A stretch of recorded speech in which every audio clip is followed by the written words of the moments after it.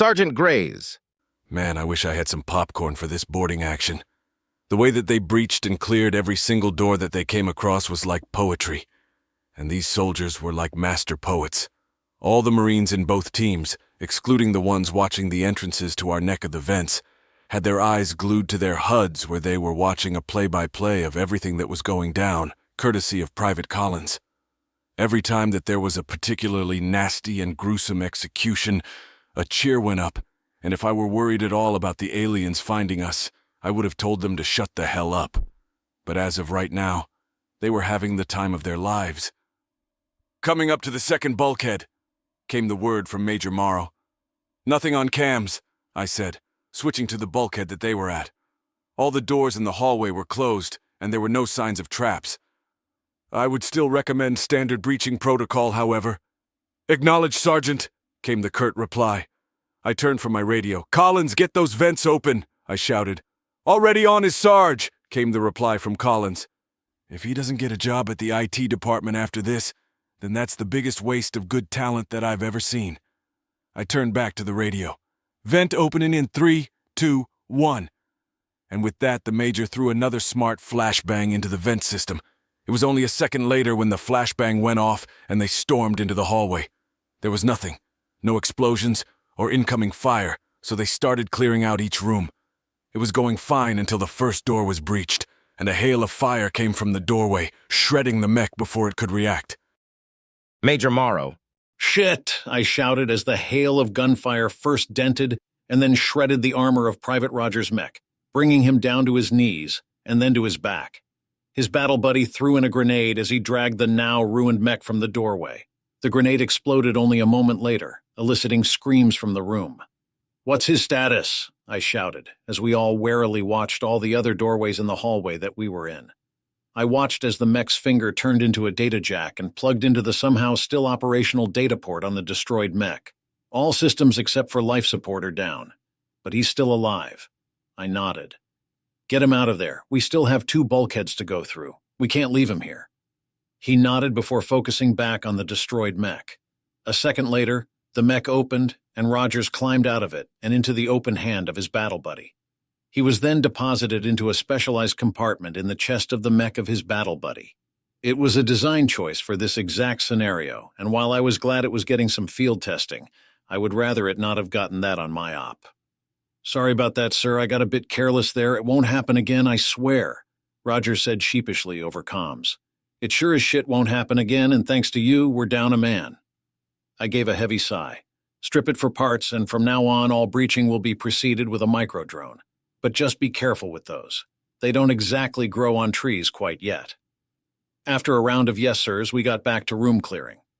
As it turned out, the room the ambush happened in was the only one in this hallway, and we made good time, despite having to drone out every room that we came across.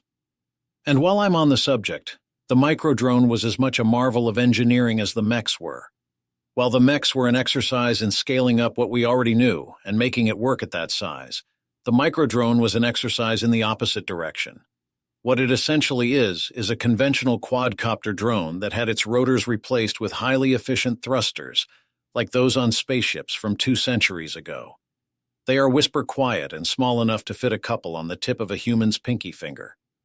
Thanks to the sheer size that humanity was operating these days, they were perfect for scoping out a room without any aliens being any wiser about it. Sure, it was safer for room clearing, but that didn't change the fact that we were on a time crunch. I may have not liked it, but it did save several of my men from the likes of several failed ambushes on the way to the 3rd bulkhead. We continued going like this for some time before we finally made it to the 3rd bulkhead, thankfully not losing any more mechs in the process. "Sergeant, we made it to the 3rd bulkhead. What's it looking like over there?" "Well, it's looking like a group of about 45 hostiles are on the other side of that bulkhead with an overwhelming desire to have their minds literally blown. So happy hunting." "Copy that, Sergeant." I turned to one of my men. "Get a smart flashbang in there." He nodded and pulled out a flashbang. As the vent opened, he threw it through the vent, and not too long after, we heard the telltale sound of the flashbang going off and stormed the other side of the bulkhead. 46 confirmed kills later, we were well on our way to the final bulkhead, where our prize lay, the bridge, and to some extent its commander. High Commander Tussis. There was only one bulkhead separating the bridge from those monsters that were coming for us. Thankfully for us, however, we were the closest to the armory, and therefore had access to the best equipment that the ship had to offer. And after observing them breach 3 different bulkheads, we had more knowledge than we needed to stop them in their tracks. We had lined an entire hallway with enough explosives to destroy the entire hallway and then some. And if that didn't work, we had also piled up anything that wasn't bolted down in front of the bulkhead in such a way that it would fall on any would-be aggressors, and we could take them out easily with the weapons that we had. Wait a second. When they breached the other 3 bulkheads, they always seemed to know where the defenders were.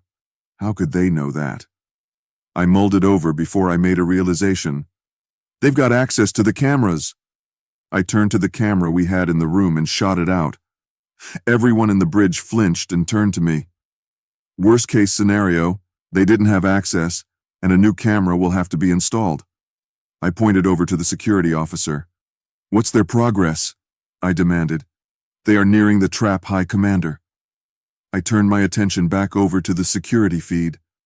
I watched in rapt attention as one of the Terrans started to round the corner before suddenly stopping.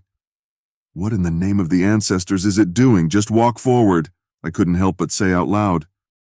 Major Morrow. The closer to the bridge that we got, the less rooms that we had to check. And I thought our luck was starting to get better, especially after the fiasco that was Rogers no longer being in the fight. Regardless, we were just 2 more hallways away from the final bulkhead. I was about to round the corner when I suddenly heard the sergeant shouting in my ear. "Wait, don't go that way, they rigged it to blow." I suddenly paused. "Repeat your last?" A moment of silence before, "That hallway is rigged to blow, and even the slightest disturbance will set it off." I peeked my head around the corner and scanned the hallway with the mech's sensor suite. It was a crisscrossing of various detectors and wires that would make any bomb enthusiast need to change their pants. "What do you suggest?" Another pause. "Well, a microdrone could possibly set off the charges. You just have to detonate it far enough away that you don't get caught." I nodded. "Understood. I hope you're not in any of the vents around here." A bark of laughter came from the sergeant. "One hell of a time to be a fly on the wall. You're good." I chuckled. "Well, if that isn't the truth, get ready for some fireworks." Light and heat. That was all any of us could feel as the 3rd explosion rocked the ship. Despite the advanced armor and cooling systems of our mechs, we could all still feel the sheer power of the explosives that were brought to bear against us in the Eleans' attempt to get us off their ship. "Everyone good?" I shouted over comms as we all sat in the aftermath of the explosion. It was eerily quiet because the speakers in the area were destroyed in the blast.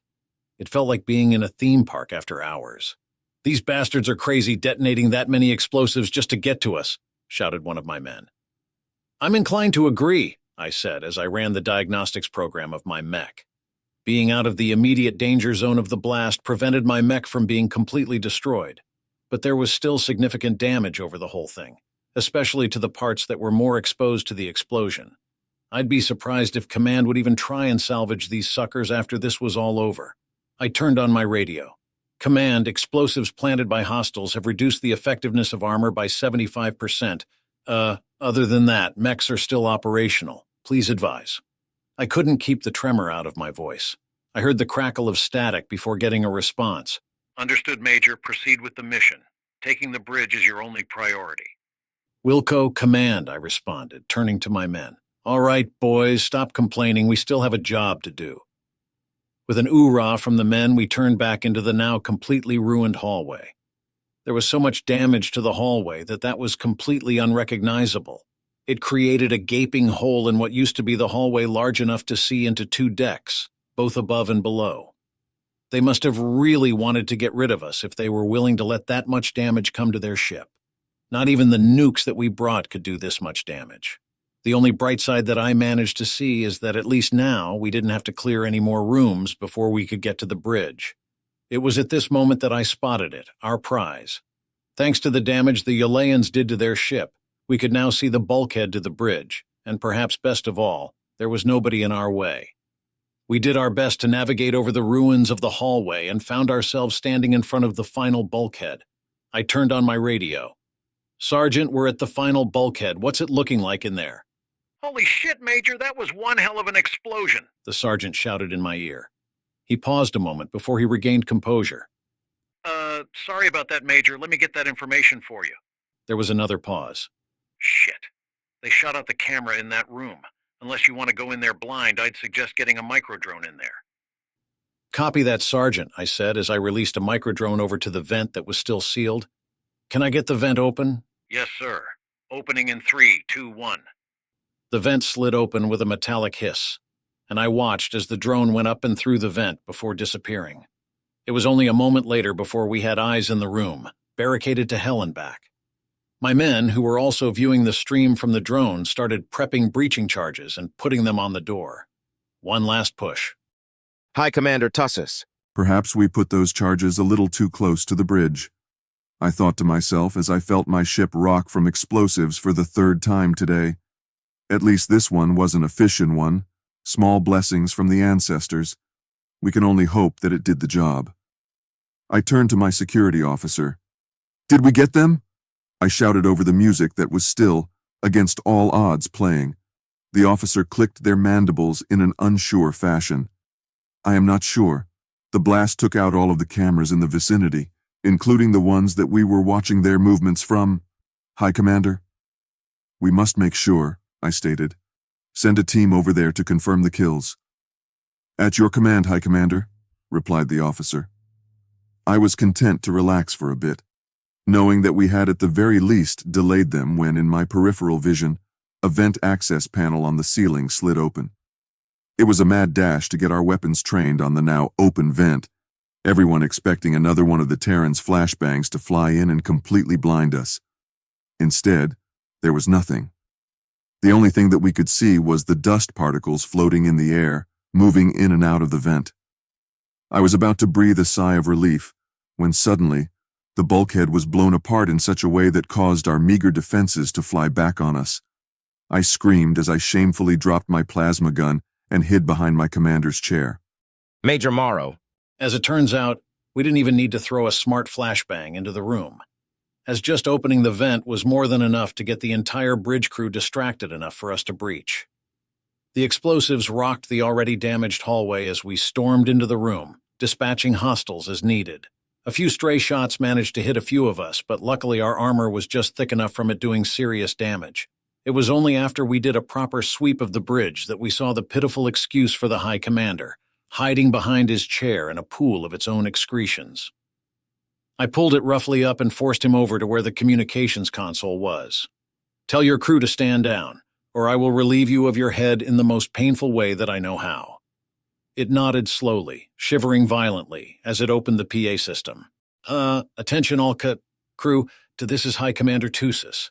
Stand down and comply with the Terran's demands. Good choice, I said, as I nodded before knocking out the bug with a well-placed punch to its face and dropping it into the pile of what I could only assume was shit. I switched on the radio. Command, be advised, all objectives complete and the High Commander is in our custody. Copy, Morrow. The failure to communicate is on its way. ETA 2 minutes.